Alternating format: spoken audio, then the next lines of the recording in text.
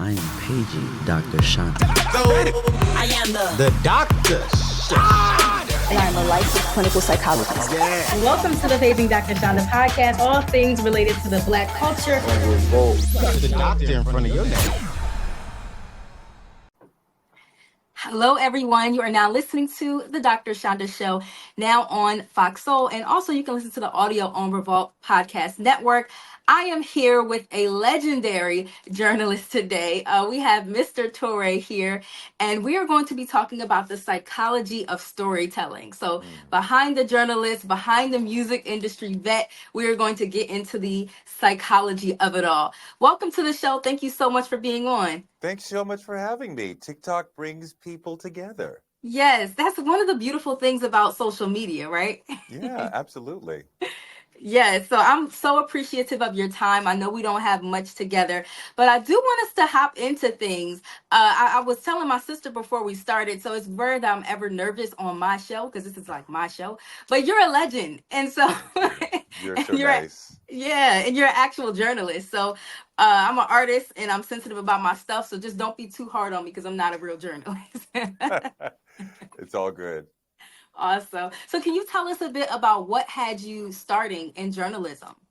What had me starting? I mean, I think there was a sense of I need to use my life to help Black people in some way. I felt very tangibly the people whose shoulders I was standing on, the people who had fought, agitated, died, all those sort of things, for me to be able to have the opportunity to go to a good school, you know, to get into a career I wanted to get into, not have to deal with overt segregation and these sort of things. So I had to do something. I remember being in college and thinking, wow, it would be really cool to be in the CIA, but I don't think that that would have an impact on Black people. Now, in retrospect, that could have a tremendous impact on Black people. But at the time I was saying, I don't think that I can have an impact on Black people doing that. I want something that can do that. And I fell into media and journalism as a way to help talk about what's going on with Black people in a way that would help Black people. And it certainly is helping us all. It certainly, I would say, paved the way for a lot of journalists that we see today. And regarding like your background, you've interviewed some amazing people from Kanye, Jay-Z. I talked a little bit about, while we were on the phone, how I'm a huge fan of your podcast and the stories that you tell. Of course, the stories that you tell related to some of these people that you were able to interview, from the princes to, like, you know, even the people that you have now.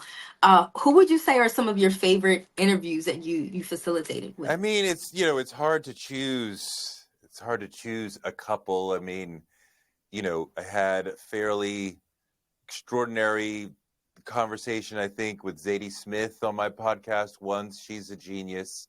I remember talking to Toni Braxton about singing again on my podcast, and just to talk to her about singing and like about the day you recorded Unbreak My Heart, which is one of the greatest records of the last, couple of decades. Yes. The doctor in front of your name. The doctor in front of your name. I was listening to the episode you had with Prince. So you were talking about your experience playing basketball with Prince. Can you like bring that to life for us for a bit, like to the viewers who may not have been able to hear that story? I mean, this was the later period of Prince's recording career. So he was then going by a symbol, right, which was unpronounceable. So media would call him the artist formerly known as Prince, right? But the symbol there was no way to pronounce the symbol. So it was meant to throw all of us off, right? And like, how do we refer to him? People would say, well, if you're in the room and you need to get his attention, but like, I'm in the room with him. You never need to get his attention. He's always the center of attention. I interviewed him. It was frankly not a very good interview. I had a cover story. It takes a lot of talking to get a really good cover story. And so I said, can I email him some more questions? I emailed him 10. He answered 7 of them. So he chose the ones that he wanted to answer. The 10th question was, will you play basketball with me? And he wrote back, anytime, brother, right? Like with an A, not an E. And I was like, oh my God. And I also took that seriously. And I'm like, well, you said anytime. So when my photographer went to Paisley Park to shoot him for the cover, I showed up with the photographer with a basketball, like, what's up? You said anytime. Here I am. Let's go. I wasn't really thinking that anything was going to happen. It was just sort of like, let me just knock on the door and see what happens. And eventually he said, get the box of sneakers. And I was like, oh, no. And then he was in a black scoop neck top that, like, you know, your girlfriend might wear, and black bell-bottom pants, same, and, you know, white and red Nike Air Force One high tops. And we're playing ball, playing one-on-one. And then we got into 2-on-2, and playing one-on-one with him, the mask comes off. And I can see really like who he is as a person. And he's, you know, he's boyish, he's competitive, he's aggressive, he's filled with self-confidence, you know, and I could see all those things. And it's exciting, sort of like compete. And he was like, I am trying to defeat you, right? Like, it's, you know, he was serious. He was serious. It wasn't a play game. It was like, I'm going to destroy you. And we played one-on-one for like 10, 15 minutes. And then we played 2-on-2, which was Prince and me against his keyboardist Morris and my photographer and Morris Hayes. And my God, it was so exciting to play with him. And he's a very good basketball player. You know, the form on the shot and the way he moved, he looked like a Steph Curry. I'm not saying he's knocking down shots like that. And Desmond said the same thing, that the form, the way. So if you want to imagine what did Prince look like as a ball player, the shot looked like the way that Steph Curry shoots. So he looked like he had training. He looked like he knew what he was doing. He's moving without the ball. He's dribbling the right way and through the legs and all these sort of things. So he's a ball player. He played in high school. He was serious. He played throughout his life, you know, so he was serious about it. He would play on tour. So we're playing 2-on-2. I grew up in the 80s watching Magic Johnson. So whenever I was a point guard, it was always with the no-look passes, right? That's the thing. So Prince makes a move down near the basket. He's open, more open than he even realizes. No look pass right over to him. He does not realize the ball is coming. Now it's moving toward his nose. And I'm thinking, milliseconds. Oh my God, I'm going to break his nose or something. Oh my God, I need to tell him that the ball is coming. Oh my God. And I yell out, Prince. But then it's like, oh my God, you're not supposed to call him Prince. I'm going to get kicked out. So it's more like, so all this is happening. The ball misses his nose, flies out of bounds. He goes and gets it. And he's walking back, holding it and pointing at me and giggling. And I'm like, what's so funny? And he goes, you didn't know what to call me. And he loved that confusion, right? Because it was the symbol era, right? So like, what am I supposed to call you?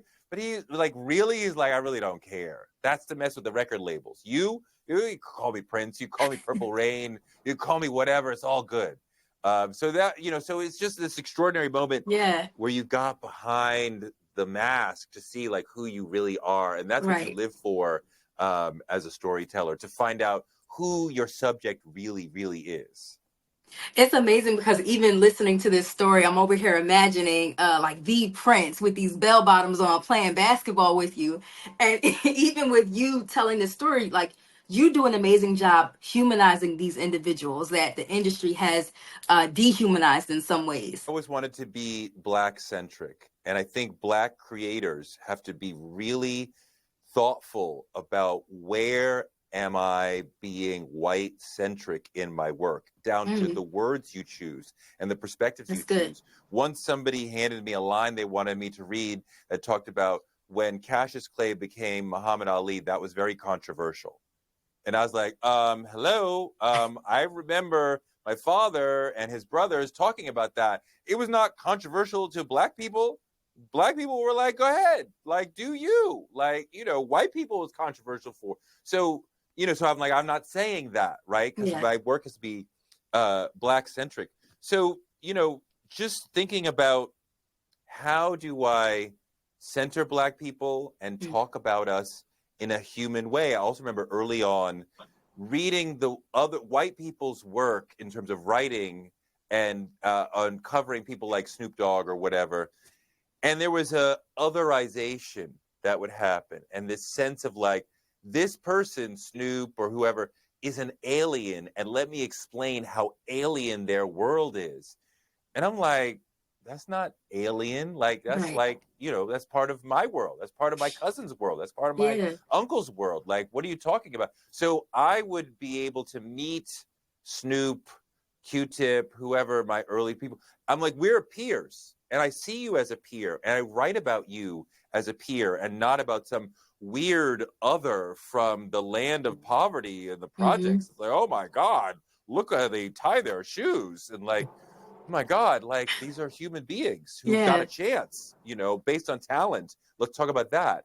So I was always sort of focused on how can I tell the story in a Black-centric way that does not look at my brothers, my sisters as aliens, because we're not. That doesn't participate in the otherization that white media sometimes puts on Black people. What a part of your Black identity, like how has that influenced how you tell stories, how you ask questions?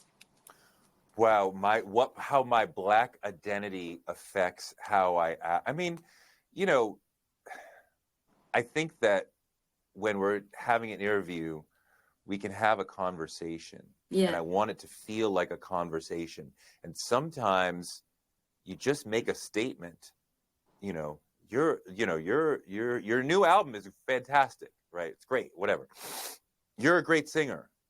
And the person will take that where they want to go with it. Well, my mother was a great singer in the house and I mimicked her little and that helped me grow, right? And I would have never known to ask about your mother's relationship to your singing, but I just made a statement and let you go somewhere with it. Now, you can't do that every single time, Right. but I think sometimes an interviewer can just make a statement and let the subject respond to it and see where they take it rather than tagging it with a question, which narrows where they can go with it. But look, you know, I genuinely think that I am one of the best interviewers in media today, but the Yes. best interviewer living is Oprah.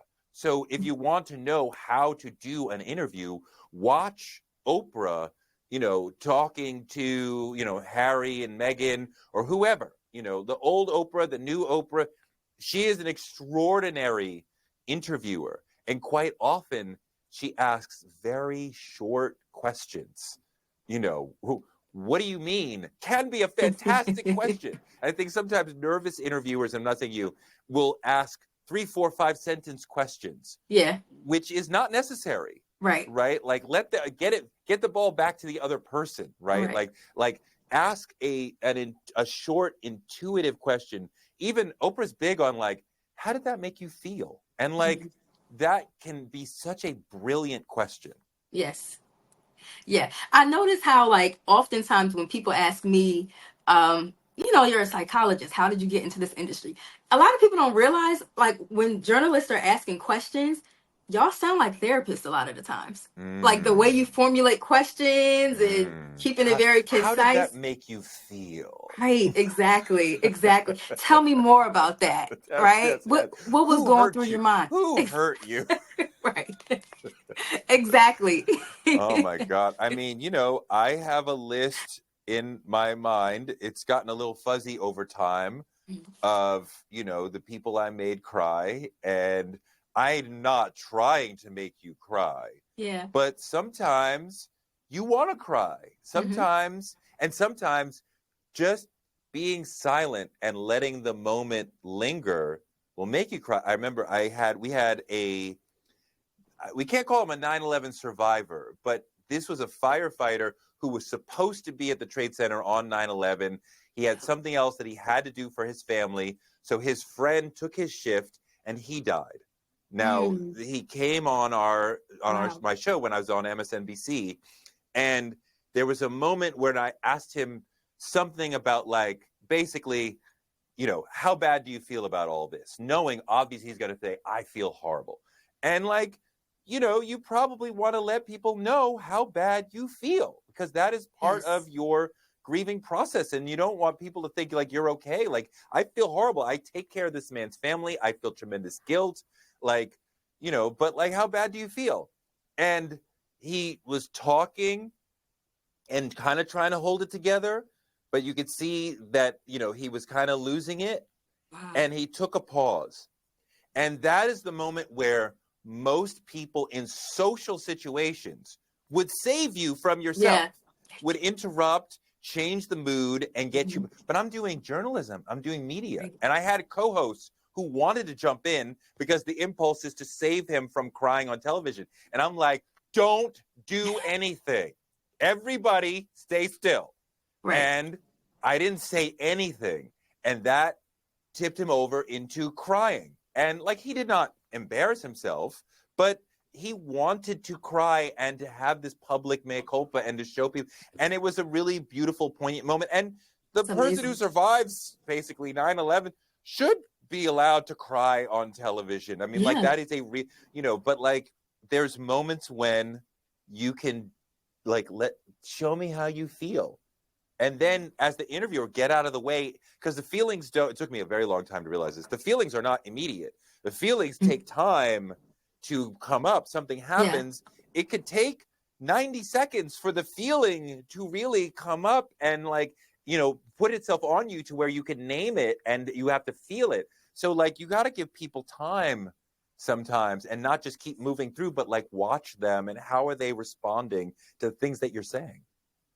And I think that's a perfect segue into, like, we're talking about the psychology of journalism, Black journalism specifically.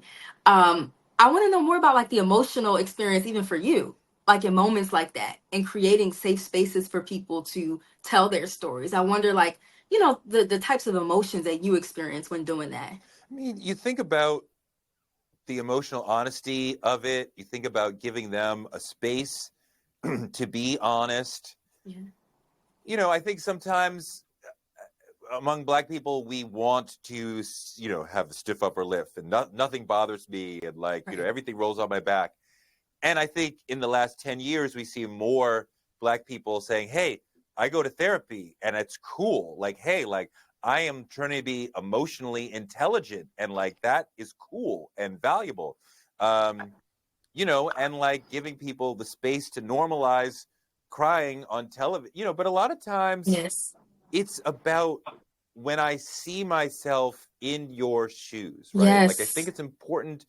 Don't look at these stars as stars. They can't deconstruct their image for you, but like, they are a person who goes to a studio, maybe, right? Makes movie, television show, music, and then that goes out in the world. That's their work. It's all work. But what would you do if you were in their place? Got the doctor in front of your name.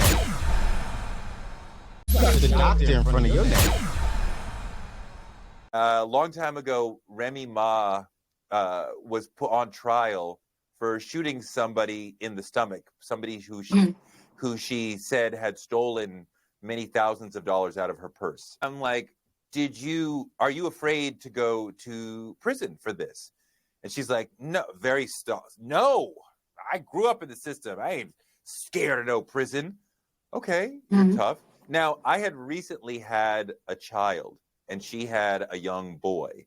And, my child was not even a year old, but I'm like, to not see a day of their life would be like insane to me. And now I'm like, you're a parent, and you might go to prison, and you might not be able to see your child. Like, and I'm thinking, well, you would be sad to miss your child, right? Because I'm like, that's just a human connection. I'm not talking to a star. Exactly. Parent to parent. Right. And I remember she was like, you ain't gonna have me crying up here on BET.